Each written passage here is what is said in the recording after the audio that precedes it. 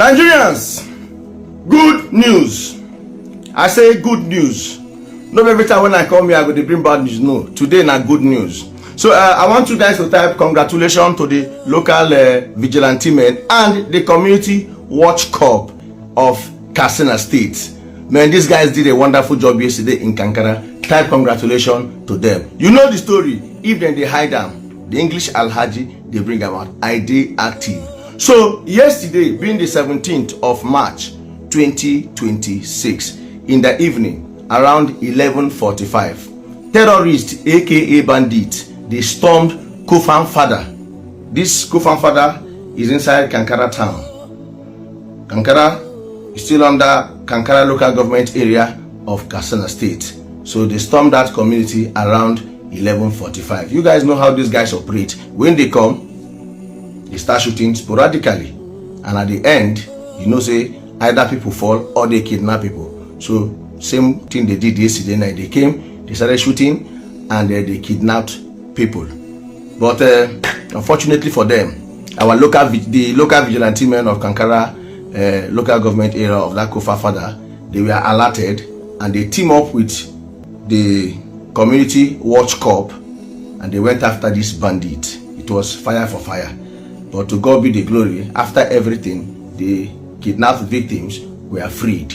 So I'm here to thank you guys, the community watch corps of Kankara, and also thank the local vigilante men. So Nigerians, please and please help me thank them, and so that you give them more boosts. You know that kind of thing. Now when you celebrate them for the good they did, they're gonna get that thing to do more. So thank you guys. And before I leave, I want to say thank you to all of you that have been supporting me.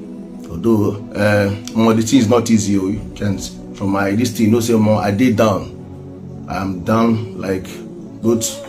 Very soon, maybe I might take a break because my body is just not like my mental health on the day. I don't feel some, yeah.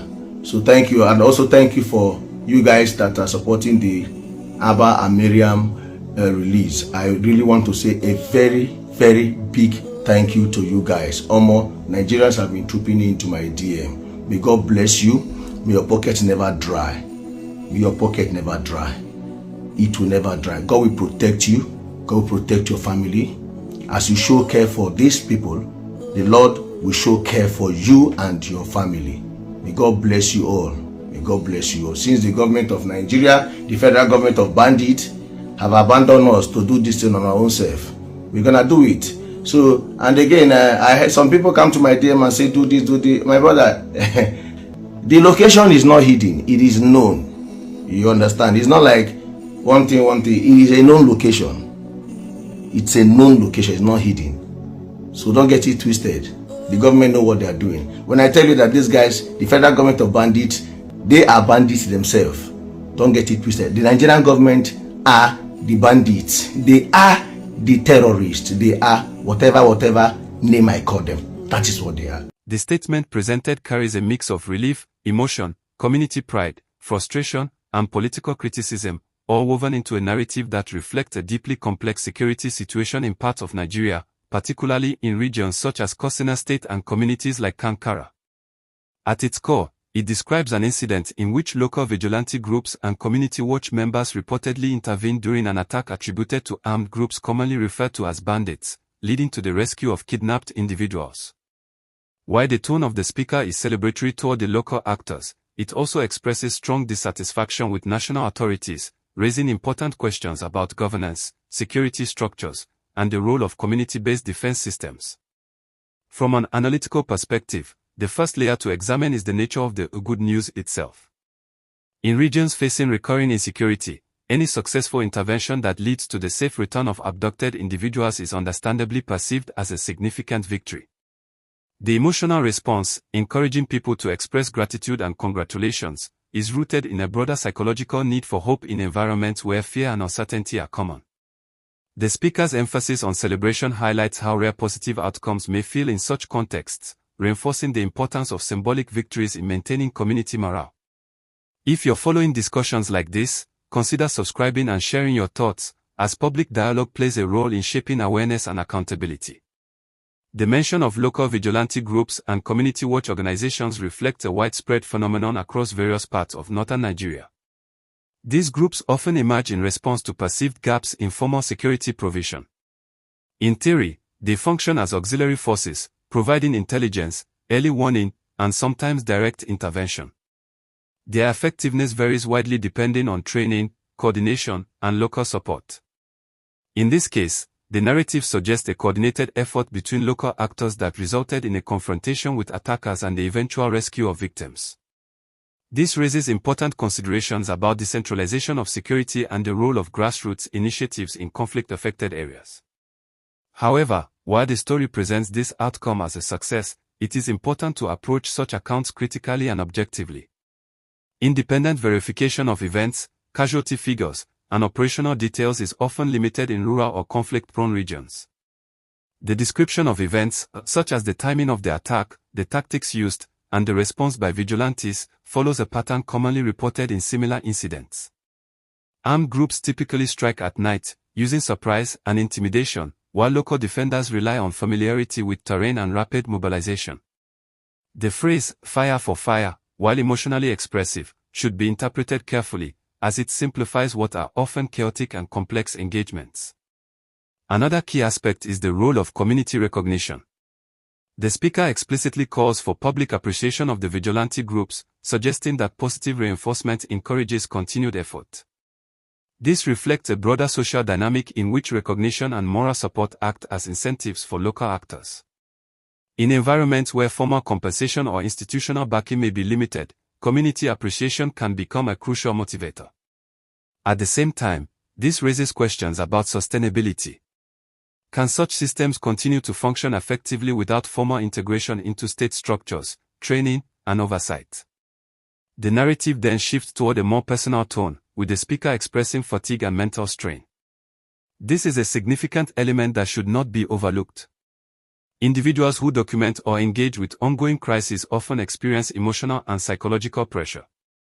The admission of needing a possible break highlights the human cost of prolonged exposure to distressing events. It also underscores the importance of mental health awareness, particularly among content creators and activists who operate in high-stress environments. If you find value in discussions like this, consider leaving a comment, as engagement can help amplify important perspectives while also supporting those who share them.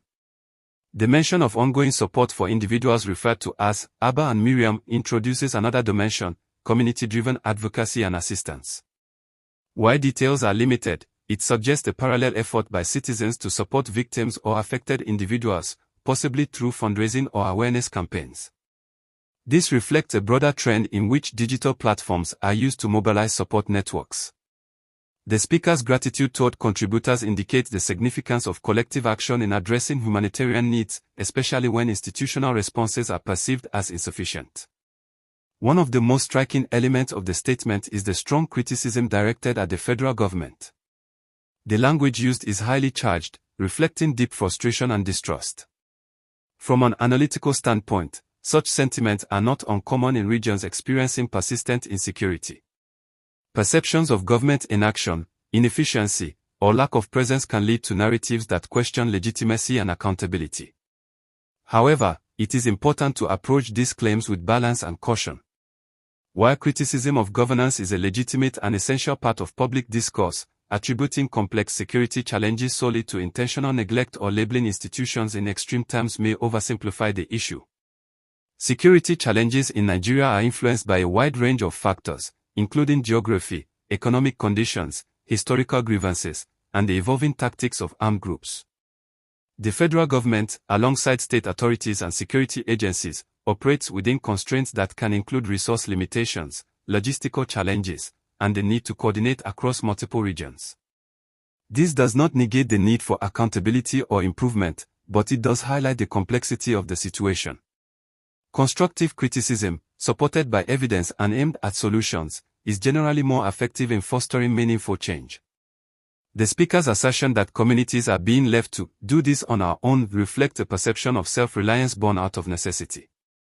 This phenomenon is not unique to Nigeria. In many parts of the world, local communities develop informal security mechanisms when formal systems are perceived as inadequate. While such approaches can yield short-term successes, they also carry risks.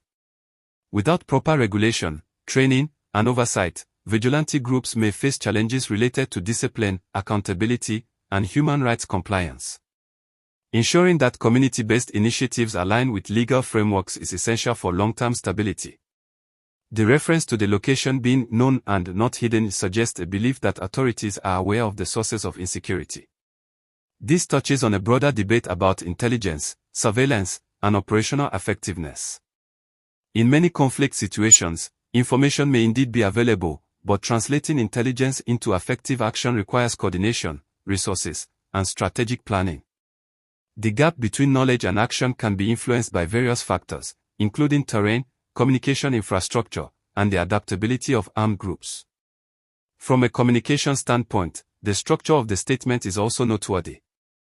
It combines elements of storytelling, emotional appeal, and direct engagement with the audience. The use of phrases like, "type congratulations," creates an interactive dynamic, encouraging participation and reinforcing a sense of community. This approach is particularly effective on digital platforms, where engagement metrics play a significant role in content visibility. If you're exploring how narratives shape public perception, it's worth subscribing and sharing your insights, as these conversations contribute to a broader understanding of media dynamics. The repeated expressions of gratitude and blessings reflect cultural and social norms that emphasize appreciation and goodwill. Such language serves to strengthen social bonds and create a sense of collective identity. In times of crisis, these expressions can provide comfort and reinforce resilience. At the same time, they highlight the interplay between cultural values and communication styles, particularly in informal or community-driven messaging. Another layer to consider is the broader regional context. Kankara has previously been associated with security incidents, making it a location of particular concern. Recurring events in specific areas can shape both local and national narratives, influencing how communities perceive risk and response. The mention of specific neighborhoods or localities adds a level of detail that can enhance credibility, but it also underscores the localized nature of many security challenges. In analyzing this statement, it is also important to consider the role of digital platforms in amplifying such messages. Social media allows individuals to share real-time updates, mobilize support, and express opinions.